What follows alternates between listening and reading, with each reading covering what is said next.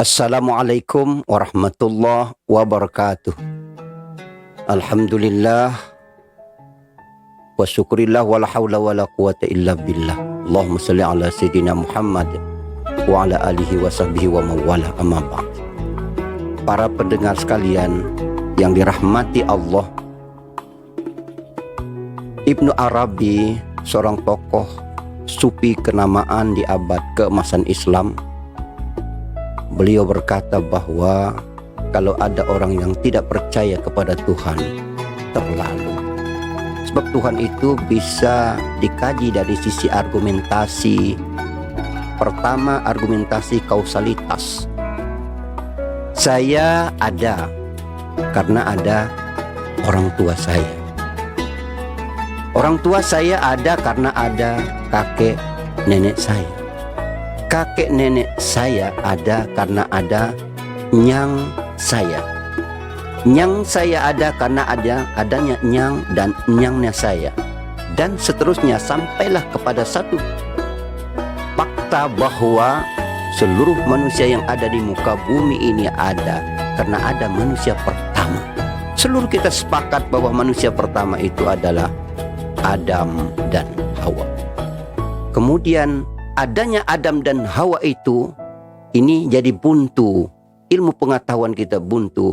Lalu siapa yang mengadakan Adam dan Hawa itu? Maka sebagai orang yang beriman, yang menggunakan akal sehat, dia akan berkata, iya, yang mengadakan Adam dan Hawa itu adalah Tuhan atau Allah. Satu. Argumentasi kedua, argumentasi bilangan. Sebanyak apapun di alam ini pasti dimulai dari yang kecil, dari yang kecil, dan dari yang kecil. Hitungan triliun ada karena ada miliaran. Hitungan miliaran karena ada jutaan. Hitungan jutaan ada karena ada ribuan. Dan hitungan ribuan itu ada karena ada ratusan. Dan hitungan ratusan itu ada karena ada puluhan.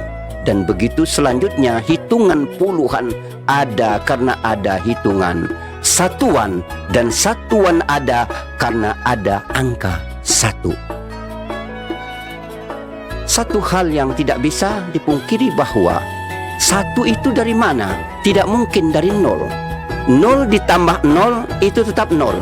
Nol dikali nol tetap nol. Nol dikurang nol tetap nol. Nol dibagi nol juga tetap nol. Artinya ada di balik satu itu.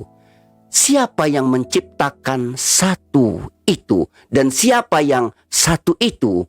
Oleh orang-orang yang beriman, yang memiliki akal sehat, dia akan berkata, yang satu itu adalah yang maha satu, Allah subhanahu wa ta'ala.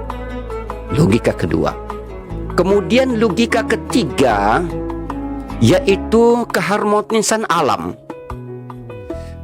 Pasca terjadinya ledakan besar yang disebut dengan Big Bang, terpisah antara bumi dan langit yang semulanya nyatu. Terjadilah pecahan bertriliun-triliun benda angkasa. Sejak sekolah dasar kita dikenalkan oleh para guru nama-nama planet dari benda angkasa. Di antaranya adalah ada yang disebut dengan Merkurius, Venus, Bumi, Mars, Jupiter, Saturnus, Uranus, Pluto, dan macam-macam lainnya. Semuanya itu membingkai diri dalam satuan tata surya matahari.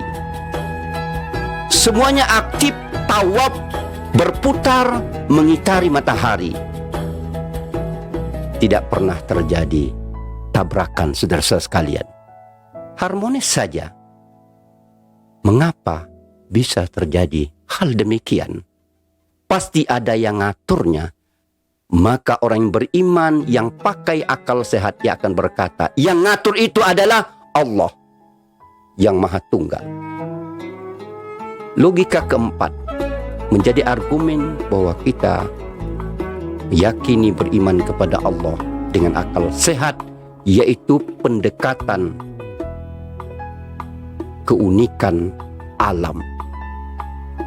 Para pendengar sekalian, satu kaplingan tanah berukuran 10 kali 10 meter lebih kurang ditanami dengan bermacam-macam jenis tanaman, misalkan rambutan, jeruk nipis, cabai rawit, dan lain sebagainya.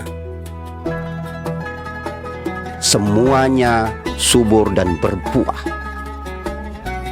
Aneh dan uniknya, sudah bentuk buahnya berbeda, warnanya berbeda, rasanya juga berbeda, padahal ditanam di tempat yang sama. Ada manis, ada masam, ada pedas, ada macam-macam. Pertanyaan kita, ditanam di tempat yang sama, tetapi buahnya berbeda, rasanya berbeda. Kenapa bisa begitu? Hebat sekali ya. Unik. Pasti ada yang ngaturnya. Siapa yang ngaturnya? Oleh kita yang beriman berkata, menggunakan logika akal sehat, Allah. Ramadan ini mendidik kita agar memperkuat keimanan kepada Allah dan harus dilengkapi dengan tunduk kepada Allah, yaitu melaksanakan ibadah Ramadan, puasa, dan lain-lain sebagainya. Semoga Allah memberikan petunjuk dan hidayah kepada kita. Amin ya rabbal alamin. Assalamualaikum warahmatullahi wabarakatuh.